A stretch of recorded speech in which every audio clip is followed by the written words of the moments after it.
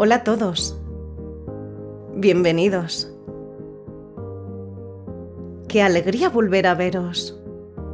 Gracias por acompañarnos un año más en este bonito camino. Ya son 5 ediciones celebrando la fiesta del ternasco asado.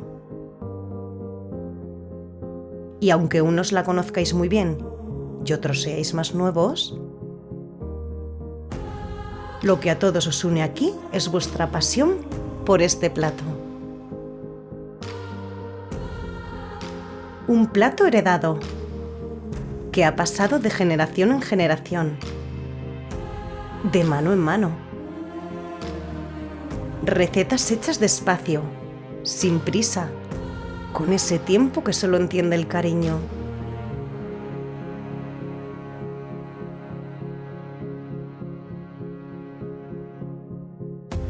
Y con ese saber que va más allá de los libros. Así aprendimos que cocinar era cuidar, compartir y celebrar. Hoy queremos aplaudir que este legado sigue vivo en cada rincón de Aragón, desde el Pirineo hasta Teruel, de celebración en celebración. Lo hemos probado recientemente en 100 lugares diferentes. 100 maneras distintas de interpretar un territorio. Gracias a todos por apoyar y defender nuestra gastronomía y nuestros productos. Aunque este año hay otro dato que subrayar.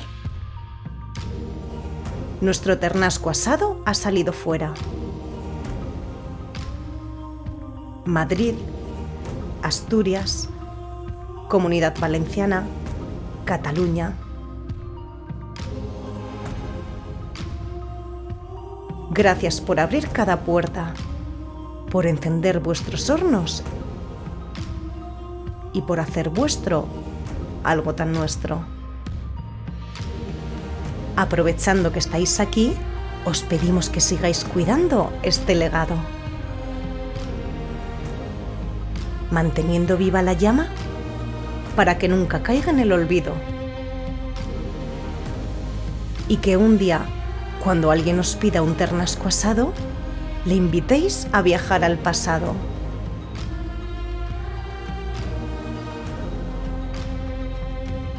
Y es que esto no va solo de cocinar, va de memoria y de identidad. De no olvidar de dónde venimos para saber quiénes somos.